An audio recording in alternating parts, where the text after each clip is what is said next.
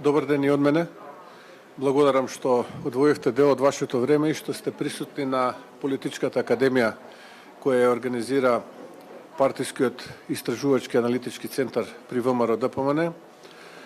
Ова се навистина прекрасни настани за сите нас. Благодарност до Фондацијата Конрад Аденауер што е секогаш со нас на ваквите настани, што можеме да научиме, да пренесеме знаења, искуства, да видиме како можеме да бидеме подобри, бидејќи надпреварот да бидете секогаш подобар треба да биде главен мотив на сите оние млади генерации кои што допрва доаѓаат во рамките на структурите на партијата, бидејќи природниот процес на замена на генерации е една неминовност и ние секогаш сакаме да вложуваме во генерациите кои што доаѓаат, бидејќи само со континуирано вложување во генерациите кои што доаѓаат, ние можеме да бидеме подобри и само оној кој што остава позади себе цврста основа и цврста подлога се смета за успешен председател, успешен професор, успешен педагог или како и да земете, битно е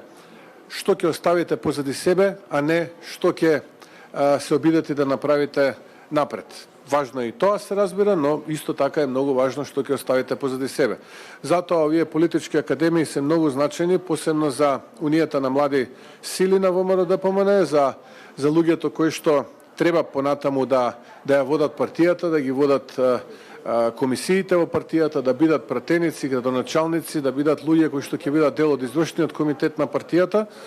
И се надевам дека ваквите настани за нив многу значат и тие ќе можат да извлечат одредени искуства кои што потоа ќе ги применат. Јас уште еднашка да се заблагодарам на Фондацијата Конрад Аденауер, да се заблагодарам и на останатите фондации кои што ги спомена веќе Стефан, и да посакам еден успешен настан кој што ќе значи само додадена вредност за учесниците.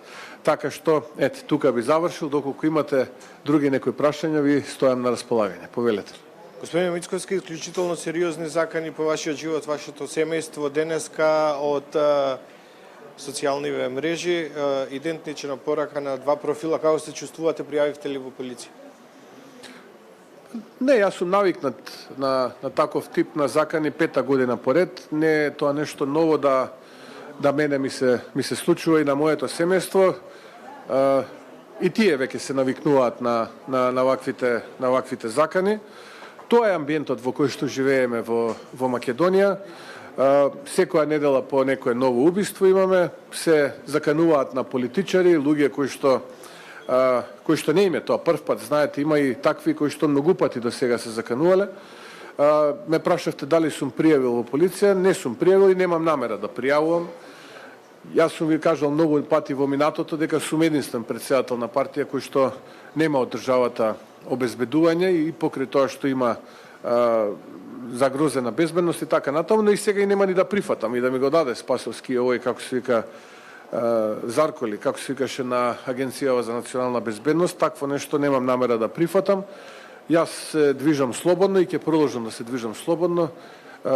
Не се чувствувам дека некому нешто сум му погрешил за да може да бидам исплашена. Такви луѓе кои што се закануваат и кои што се поврзуваат, гледаме на тие профили со некои политички партии, а кои што не им е прв пат. Денеска разбрав дека оваквите закани не им се прв пат, претходно се заканували на други луѓе. Ке има, не е тоа нешто кое што нас треба да не вознемери.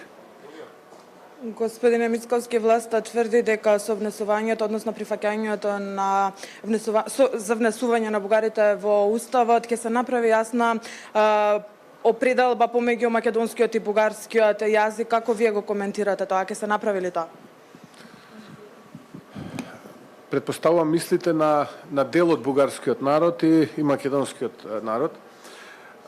Видете, тоа е една многу погрешна констатација која што изминатиот период ја зборуваше прво Али Ахмети, потоа дел од министрите кои што доаѓаат од ДУИ, а сега гледам како што е редоследот таму, почнува да го зборува тоа и Ковачевски и останатите од СДСМ, Маричич и сличните. Јас разбирам дека тие можеби многу не другарувале со книгите, па не ги разбираат работите и поради тоа се обидуваат нешто кое што го слушнале, недослушнале да го прераскажуваат. нити авторот на живковизмот немал проблем со современата македонска нација. Нити тој имал проблем, нити пак сега и неговите следбеници во Бугарија, а еден од нив е председателот Радев. Тие немаат проблем со македонската нација, која што е резултат на формирањето на современата македонска држава како резултат на одржаните собранија на АСНОМ, јавно и така натаму и така натаму. Туку тие имаат проблем со македонскиот народ претходно. Значи пред да се формира македонската држава и македонската нација. Тоа е проблемот. Тие велат дека македонскиот народ е всушност бугарски народ. И тоа е суштината. Значи никој од нив нема проблем кога вели, видете, современата македонска нација е резултат на заседанијата на АСНОМ и на АВНОЙ, антифашистичката борба и формирањето на македонската држава. Тоа треба секој да го знае. Тука нема никој проблем. Туку што се случувало претходно? Тие велат да, тоаш се формирани тие ентитети, но претходно таму постоеле бугари, живееле бугари. Тоа е суштината. Така што ваков тип на тврдења се резултат или на непознавање, или на свесно манипулирање. Што се однесува до јазикот, пошто и го споменавте јазикот. Тоа е многу важно да се каже, бидејќи често пати се експлоатира тезата во јавноста за договорот со Фронтекс. И тоа е уште една небулоза и уште една лага и манипулација. Македонскиот јазик е дел од официјалните јазици на Обединетите нации уште во 1945 година, кога поранешната федерација станува членка на Обединетите нации, а со тоа трите тогаш официјални јазици на поранешната федерација, српско-хрватски, словенечки и македонски, стануваат официјални јазици на Обединетите нации. Кодифициране 77 година за време на Атинската конференција, 1977 година.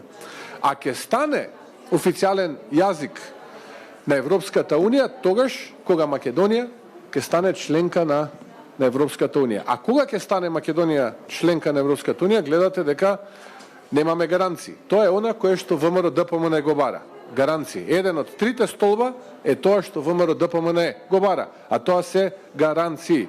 Тоа се тие лаги кои што во јавноста изминативе денови циркулираат. Да.